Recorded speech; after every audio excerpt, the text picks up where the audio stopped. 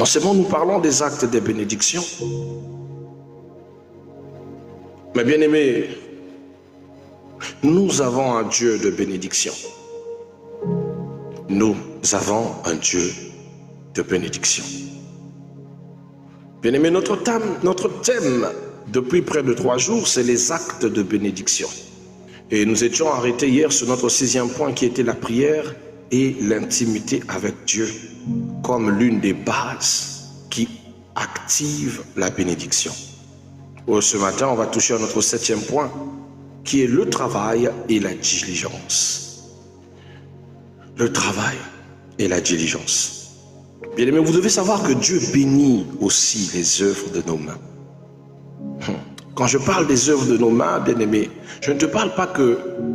Parce que les gens, quand on entend ce verset, ils se disent, oui, on parle de travail, donc on parle forcément de bureaucratie, on parle forcément de travail administratif. Oh, c'est faux. Dans le langage clair, tout ce que entreprend tes mains, c'est ce que Dieu va bénir. Dans le livre des Proverbes, Deutéronome 28, verset 12, il dit, l'Éternel bénira tout le travail de tes mains. Proverbe chapitre 22, verset 29, il dit, si tu vois un homme habile dans son ouvrage, il se tient auprès des rois.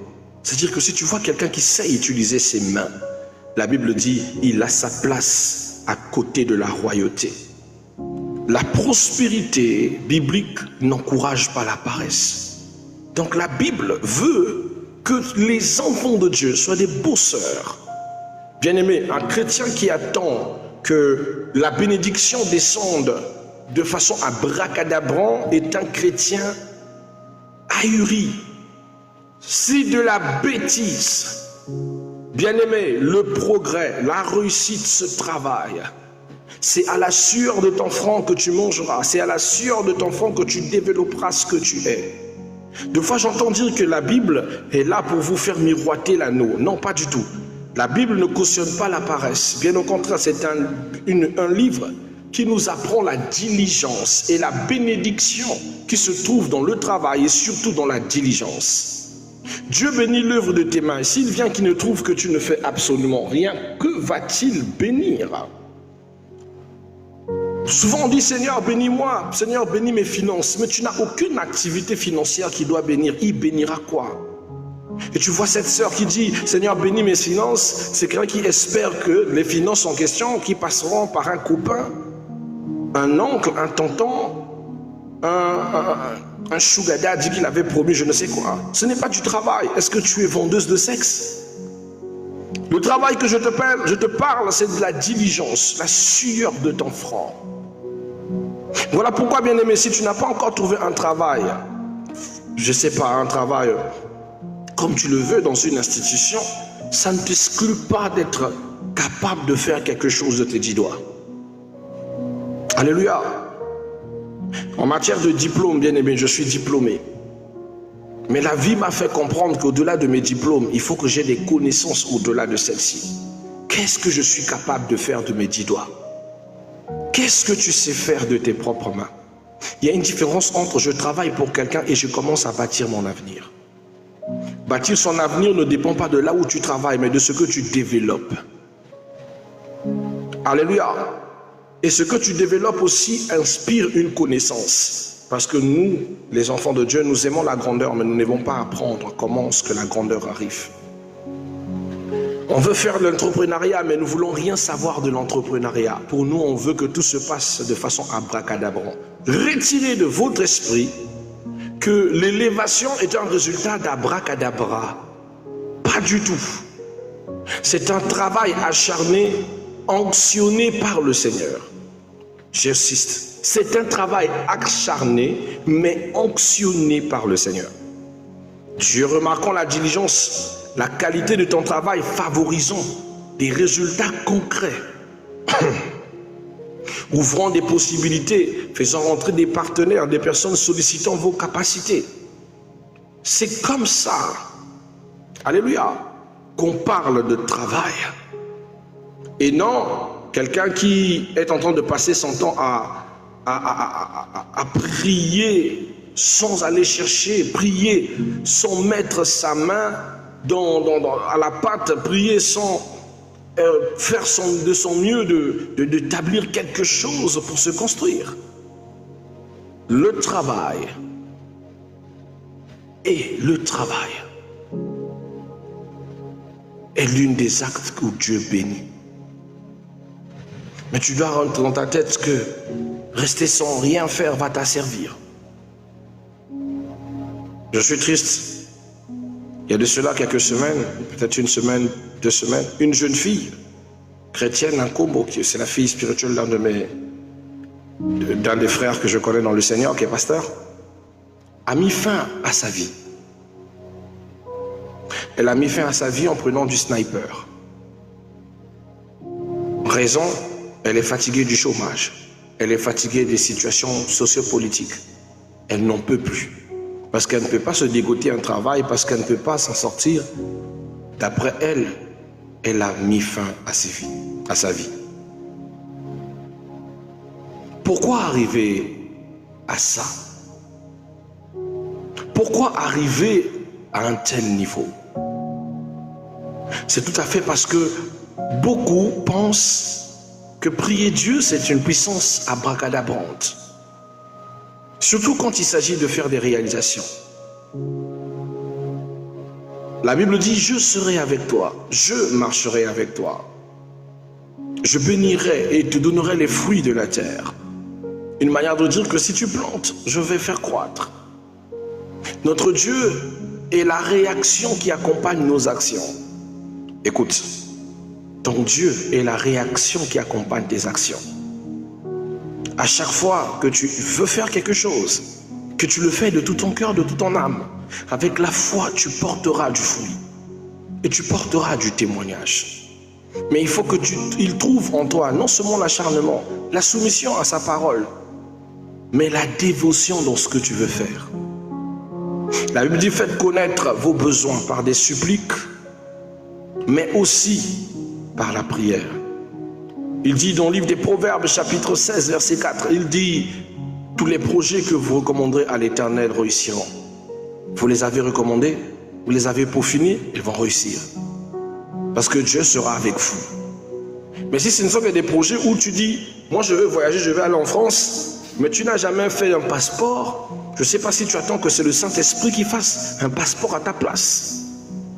Tu veux faire un projet où tu veux vendre, mais à chaque fois qu'on te donne de l'argent, tu es incapable de mettre de côté. Je ne sais pas si c'est Jésus qui doit faire l'économie à ta place.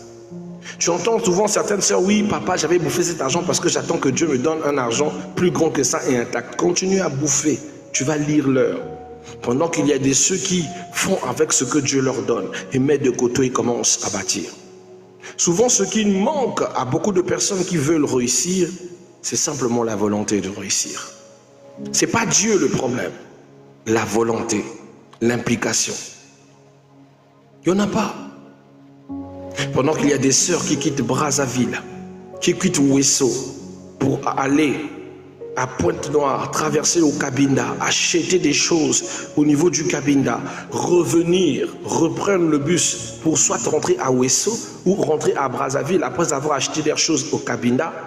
Vous avez certaines personnes qui croisent la main devant leur portail et qui attendent que Dieu envoie un travail venant du ciel, une bénédiction qui vient du ciel. Bien-aimés, changez votre mentalité. Dieu bénit le travail et Dieu aime les bosseurs. Un jour, je disais quelque chose.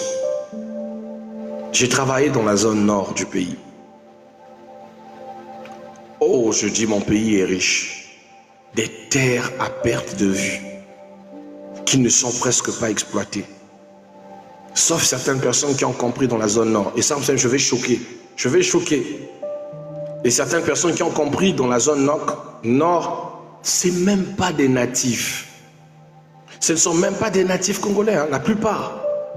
C'est difficile de trouver un natif de Brazzaville, par exemple, ou bien du Congo, que ce soit zone sud, zone nord, exploitant des grandes terres à perte de vue, faisant de la cueillette, des travaux champêtres. C'est difficile. Dans mon voyage, je n'ai rencontré que soit tu vas rencontrer nos frères camerounais, que Dieu les bénisse. C'est vrai que certaines personnes ne les aiment pas, mais moi je les aime beaucoup. Ils sont très courageux. Moi j'admire le courage. C'est vrai que certaines personnes vont dans les bêtises, mais moi j'admire le courage. Vous allez trouver aussi nos frères de la RDC qui exploitent des terres, qui ont laissé toute forme de famille très loin, viennent dans les villages reculés pour faire des champs et venir vendre très cher, faire des sous, bâtir. Mais quand tu vois le Congolais, non, lui c'est l'administration. Tellement qu'il a trop étudié, lui il rêve que le bureau, il rêve que le luxe. Un luxe qui pense que ça ne se construit pas. Pour lui, il pense que ça descend du ciel, zou, comme ça. Tout le monde veut faire des études qui te ramènent dans une bureaucratie.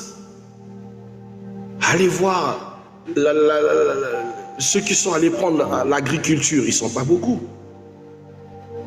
En dehors de ceux qui vont aux eaux et forêts, ils sont tellement nombreux. Mais quels sont les étudiants qui vont apprendre l'agriculture? Ils ne sont pas beaucoup. Pêche et élevage, pas beaucoup. Des fois, quand on se rencontre comme entrepreneur sur le territoire, sur le domaine de l'agriculture, on n'est pas beaucoup. De base, je n'ai pas appris ça à l'école. Ils ne sont pas beaucoup. Mais des terres à perte de vue, des richesses.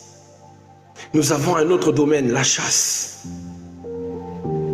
J'ai envie de dire à quelqu'un que si vous allez au Texas, vous allez trouver des milliardaires, mais des fermiers. Des gens qui ont construit des entreprises qui sont extrêmement riches.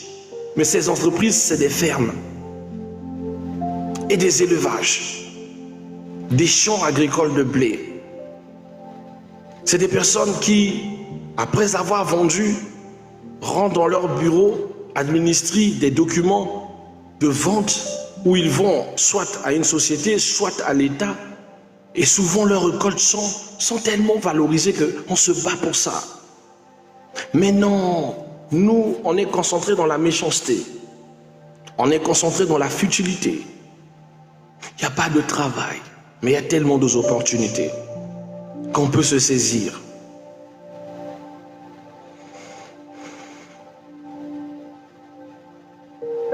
Quand on demande à certains, ils disent « Non, c'est la faute du gouvernement ». Je veux bien. C'est vrai qu'on doit donner une part de responsabilité au gouvernement. Mais aucun pays ne s'est développé que par le gouvernement. Quand on parle de la grande puissance des États-Unis, tous ceux qui ont participé à sa grande construction, c'est pas le gouvernement.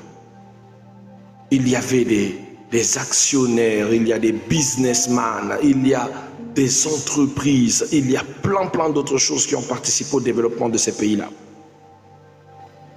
Des grandes firmes qui existent, c'est le privé, c'est la privatisation qui a développé le pays. Nous n'avons aucune idée dans la privatisation. Tout le monde rêve d'être à la fonction publique.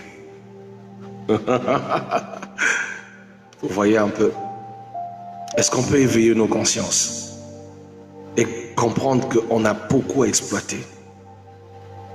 Le cacao, le caoutchouc, l'EVA. Il y a beaucoup plus que l'or et le diamant. Je dis, il y a beaucoup plus que l'or et le diamant. Mais on n'ouvre pas les yeux. Même seulement l'or, on a l'or ici. Mais qui est courageux d'aller juste faire des textes et de se faire exploiteur et d'aller vendre? Qui? Personne. Personne, pas de courageux. Que des plaintifs, il n'y a pas d'opportunité, il n'y a pas d'opportunité, il n'y a pas d'opportunité. Il y en a. Il faut en créer, il faut prendre des décisions, il faut être décisif. J'aime quand j'allais sur Wesso et que je rencontre certains compatriotes, certaines sœurs qui ont compris. Tu le vois, ils vont jusqu'à à soinquer là-bas pour rentrer dans le Cameroun, pour aller faire des achats. Et elle sort de là, elle laisse son confort, elle va aussi dans le territoire des autres pour aller faire des achats. Elle traverse, elle va au Cameroun, elle achète. D'autres vont sous les frontières du Gabon. Ils vont, ils achètent et ils rentrent. C'est des gens qui ont des décisions. Ils ont laissé faire mère et famille parce qu'ils doivent faire des activités pour s'en sortir. Et quand je les rencontre, c'est des femmes épanouies, mais des gens combattus. On les combat pour la souffrance qu'ils sont en train de faire. Lorsque tous les autres aussi peuvent traverser pour aller chercher de l'argent. Bien-aimé, Dieu bénit le travail diligent. Dieu bénit le travail diligent. Le secret de la réussite, c'est le boulot. C'est bosser. C'est se donner dans ce que vous voulez. Mêlez Dieu, mêlez les principes spirituels, mais soyez acharnés dans votre objectif. Personne ne va réussir à votre place.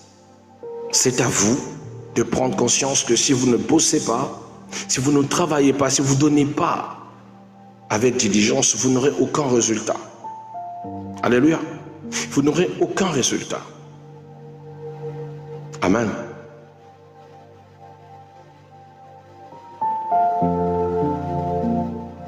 Louange à notre Seigneur. Alors j'aimerais parler de quelque chose avant qu'on se sépare. Les 7 secrets de la prospérité selon la Bible. 7 secrets de la prospérité selon la Bible. Je ne sais pas si tu vas noter ou pas, mais écoute. Voici les 7 secrets de la prospérité selon la Bible. La toute première, mettre Dieu à sa place. Matthieu chapitre 6, 33. Cherchez premièrement le royaume de Dieu et la justice de Dieu. C'est le premier secret de la prospérité selon la Bible. Parce que quand Dieu devient la priorité, les portes s'ouvrent, les faveurs augmentent, la paix aussi accompagne la prospérité. Je suis allé dans le nord, j'ai vu une dame qui faisait la vente des viandes de chasse. Je suis arrivé, j'ai voulu négocier avec elle. On a négocié la viande de chasse. Elle m'a vendu la viande de chasse avec tellement de sérieux. Elle finissait, elle retournait, elle priait. Je lui demandais est-ce qu'elle pouvait me faire la monnaie. Je l'ai vu sortir un portefeuille avec plein d'argent. Je dis tiens, l'Éternel me dit tu vois le résultat de l'honnêteté. Elle ne vole, elle ne triche, elle vend avec passion. Et tout ce que tu vois c'est le résultat d'un grand travail. Elle soutient des enfants qui sont aux villes et d'autres qui sont en France. Je lui ai dit, madame, vous avez telle situation, vos enfants sont en ville, d'autres en France. Elle me dit, oui, comment vous savez, je suis serviteur de Dieu. Et l'Éternel est content de savoir que vous faites les choses honnêtement. Il me dit, oui, mais ici, ce n'est pas la seule chose que je fais. J'ai des chasseurs que je paye. J'ai une grande activité. Elle gère une grande activité. Mais de là où elle s'était assise pour vendre dans la route du Nord, vous la verrez comme quelqu'un de simple. Mais c'est quelqu'un qui détient un business qui peut aller à près de 30 à 40 millions. Voire même plus. Ça, c'est mon estimation. Je dis à quelqu'un, l'honnêteté paye. L'honnêteté, ce n'est pas une faiblesse. Alléluia. Quand Dieu devient votre priorité, les portes vont s'ouvrir, la faveur va augmenter et la paix va accompagner votre prospérité. Le deuxième secret de la prospérité, c'est la pratique de la dîme et des offrandes. Malachie chapitre 3, 10.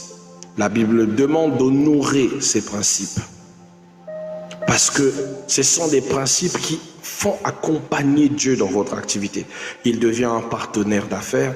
Il dépend aussi de cette activité parce qu'il sait que l'Église en dépendra, alors il ne peut pas vous laisser. C'est lui qui sera l'agent marketeur, c'est lui qui sera tout pour vous. Ainsi, il sera participant à vos activités, peu importe son ampleur. Mais pourvu que vous ne trichez pas avec lui. Ça, c'est ce que souvent vous oubliez. Certains collaborateurs, même quand la grâce augmente, même quand le salaire augmente, eux, ils ne gardent que la dîme de la première fois. Ils n'augmentent pas. C'est-à-dire que nous sommes tellement escrocs avec Dieu.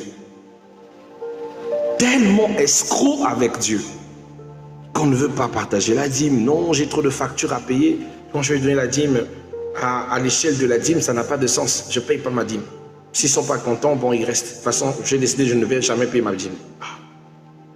Et pourtant, ça débloque.